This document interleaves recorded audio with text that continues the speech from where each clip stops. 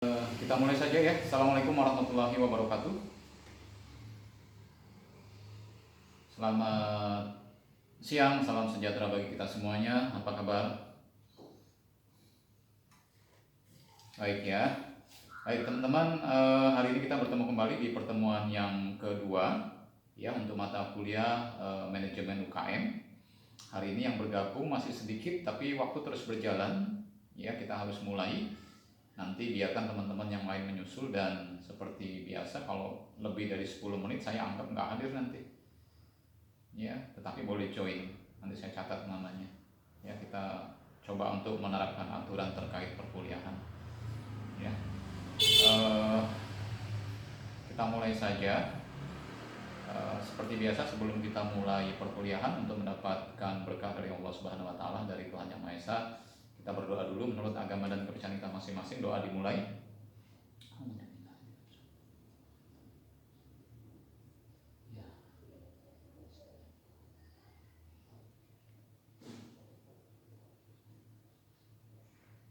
Doa selesai. Ya, teman-teman, di pertemuan kedua kali ini kita akan membahas tentang eksistensi ya, atau keberadaan dari UKM itu sendiri. Kemudian kita akan membahas perkembangan UKM ya. Kemudian kita membahas sedikit tentang PKPU ya. PKPU itu adalah satu lembaga untuk mengawasi persaingan usaha ya, sebagai bentuk dari pemerintah untuk melindungi para usaha kecil menengah ya. Kita akan bahas nanti di dalam pertemuan yang kedua ini. Bisa on kamera? Mana Ridho Sani, Ade Irma ini, Lestari, sama Elizabeth? Nggak ada kendala kan? Nggak ada masalah dengan kameranya? Saya akan langsung share screen saja.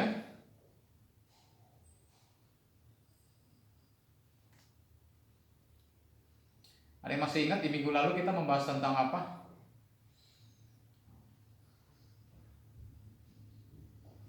Ada yang masih ingat kriteria dari usaha kecil menengah, khususnya usaha kecil? Kalau dilihat dari aset ya, aset itu kekayaan bersih di luar dari tanah dan bangunan.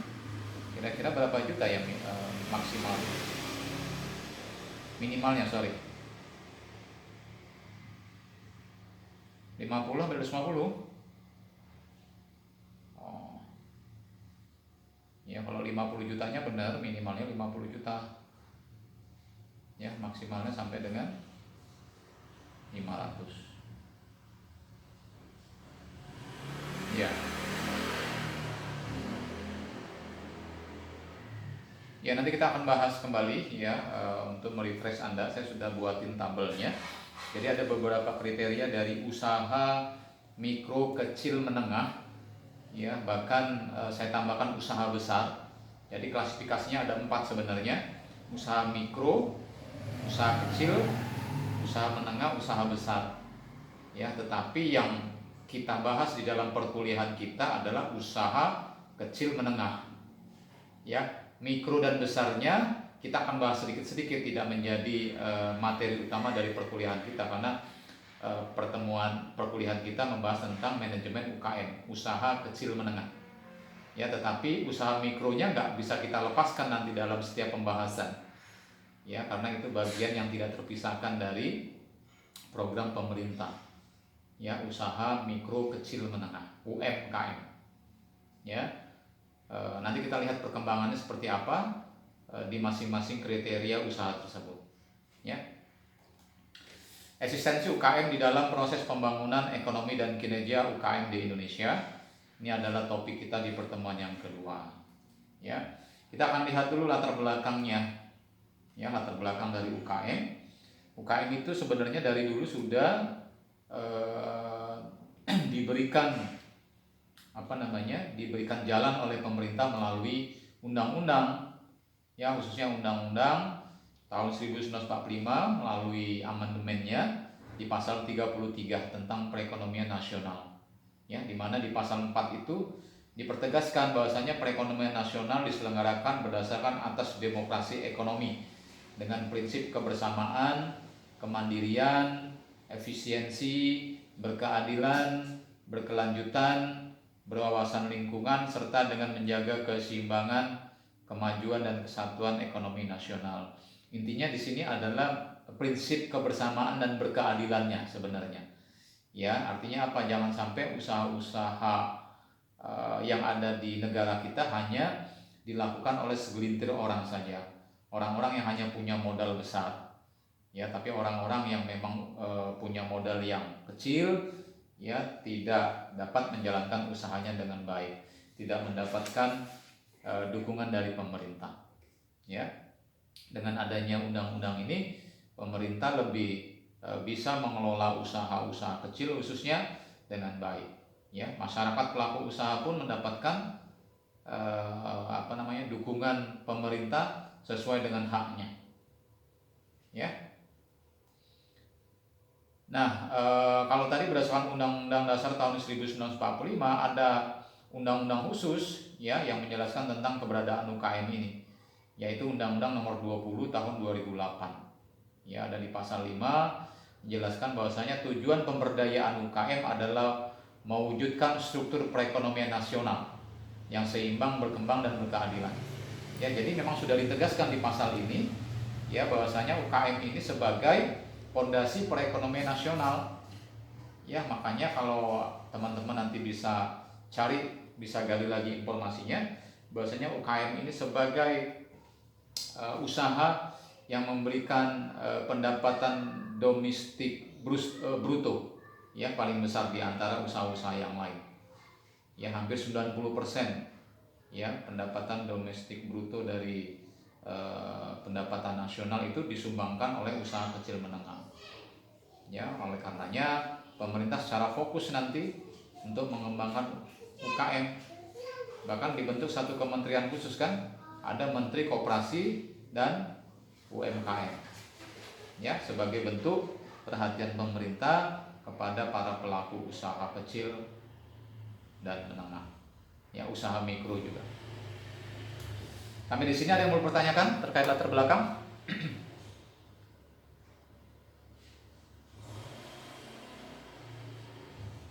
Jelas ya? Baik, kemudian kriteria UMKM ya, walaupun perkuliahan kita adalah UKM, tapi ini saya singgung sedikit tentang kriteria UMKM supaya Anda nggak bingung nanti. Karena kemarin banyak pertanyaan bagaimana kalau usahanya omsetnya di bawah, asetnya di bawah 50 juta Pak. Ya, jadi kalau misalkan asetnya di bawah 50 juta kategorinya adalah usaha mikro. Ya, ini kriterianya yang saya berikan dalam bentuk tabel. Usaha mikro itu usaha dengan kriteria aset. Ya, aset itu kekayaan bersih, tidak termasuk tanah dan bangunan. Ya, bangunan tempat usaha artinya maksimalnya 50 juta. Ya, omsetnya maksimal 300 juta. Sedangkan usaha kecil, ya usaha kecil asetnya itu lebih dari 50 juta sampai dengan 500 juta. Omsetnya lebih dari 300 juta sampai dengan 2,5 miliar. Sedangkan usaha menengah asetnya lebih dari 500 juta sampai dengan 10 miliar, sedangkan omsetnya 2,5 miliar sampai dengan 50 miliar. Ya, lebih dari 10 miliar kategorinya usaha besar. Ya, lebih dari omsetnya lebih dari 50 miliar. Kira-kira kalau Anda lihat kampus Pancabudi, kategorinya usaha menengah atau usaha besar ya? Kalau dilihat dari omset lah katakan. Ada bisa kasih pendapat? Denny?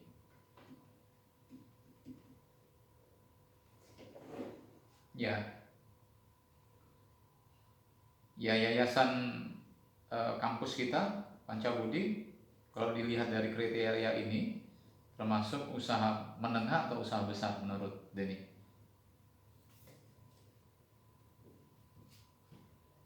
Menengah ya.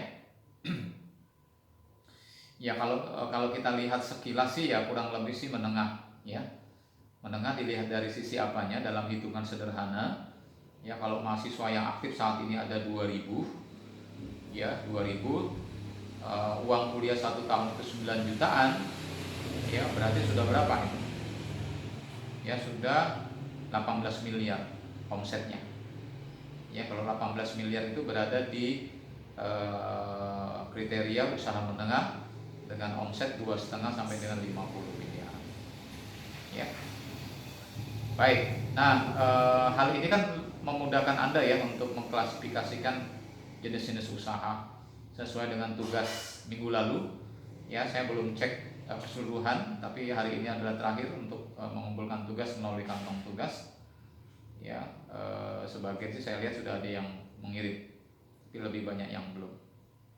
Ya. Baik, itu kriteria UMKM. Nah, kemudian tentang perkembangan UKM di Indonesia.